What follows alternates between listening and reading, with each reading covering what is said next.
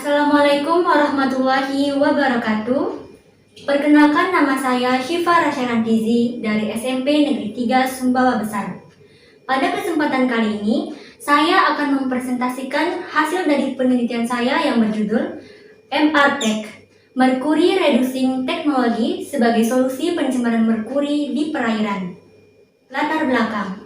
Adapun yang melatar belakangi penelitian saya yaitu banyaknya tambang emas tradisional di Nusa Tenggara Barat, khususnya Kabupaten Sumbawa.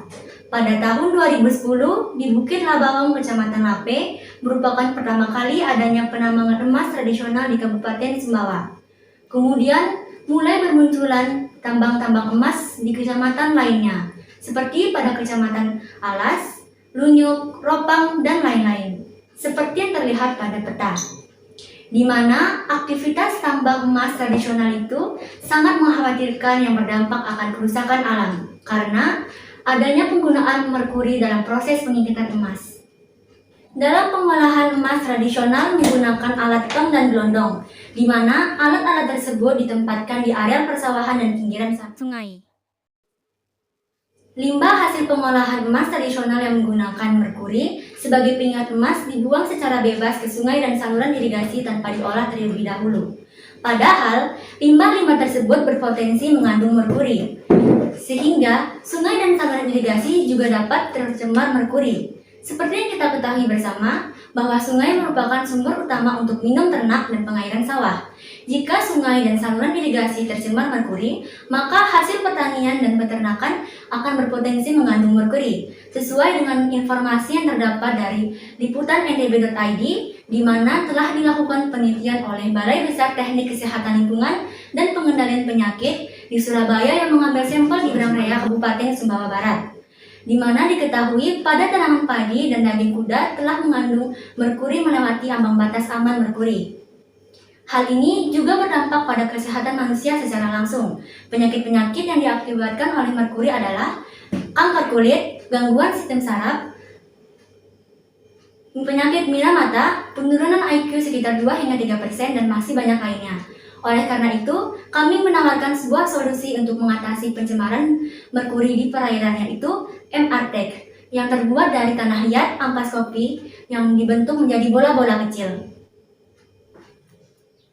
Tujuan penelitian. Adapun tujuan dari penelitian ini adalah untuk mengetahui efektivitas penggunaan MRTech dalam penurunan kadar merkuri pada limbah hasil pengolahan emas dan perairan. Metode penelitian. Adapun metode dari penelitian ini adalah 1. Metode batch. Metode batch digunakan untuk menurunkan kadar merkuri pada limbah hasil pengolahan emas yang berasal dari tong dan gelondong, seperti pada sampel B, sampel C, sampel D, dan sampel E. 2. Metode kolom.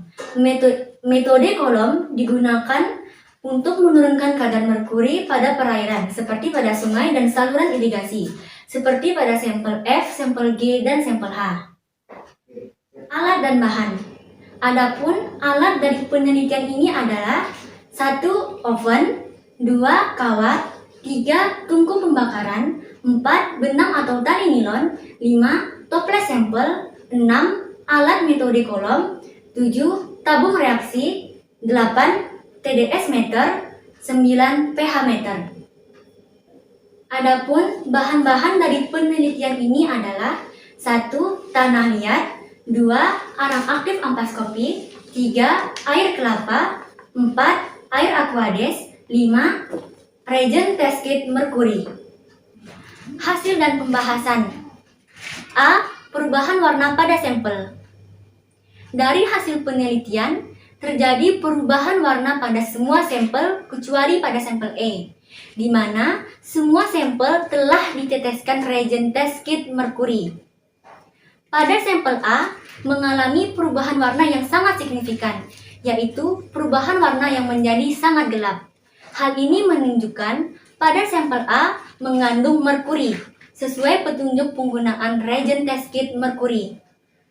Pada sampel E tidak terjadi perubahan warna. Hal ini menunjukkan pada sampel E terjadi penurunan kadar merkuri yang sangat signifikan. Sementara Pada metode kolom, terjadi perubahan warna yang cukup signifikan, yaitu perubahan warna yang menjadi cukup gelap. Hal ini disebabkan karena waktu kontak atau interaksi antara sampel dan MRT sangat singkat, yang disebabkan oleh kecepatan air dan panjang lintasan. Namun, metode ini dapat digunakan pada sungai dan saluran irigasi yang telah tercemar merkuri. B. Jumlah padatan terlarut. Dari hasil pengukuran jumlah padatan terlarut pada masing-masing sampel menggunakan TDS meter, di mana pada sampel A dengan jumlah nilai padatan terlarut sebesar 1215 ppm, di mana nilai tersebut telah melewati ambang batas mutu air baku. Setiap sampel yang telah diberikan perlakuan mengalami penurunan jumlah padatan terlarut, terutama pada sampel E sebesar 76% atau 293 ppm. Hal ini berhubungan erat dengan perubahan warna sampel dan jumlah padatan terlarut. Hal ini dibuktikan dengan penelitian yang dilakukan oleh Da Silva dan kawan-kawan serta Jaya Singhe dan kawan-kawan bahwa adanya hubungan berbanding lurus antara perubahan warna sampel dan jumlah padatan terlarut, di mana tingginya kadar merkuri yang ditunjukkan dengan perubahan warna sampel yang semakin keruh, maka tinggi juga jumlah padatan terlarut pada sampel. C. pH. Dari hasil pengukuran pH menggunakan pH meter pada masing-masing sampel, diketahui pada sampel B, sampel C, sampel D, dan sampel E telah memenuhi standar mutu air baku dengan nilai pH masing-masing 7,1, 6,75, 6,58, dan 6,33.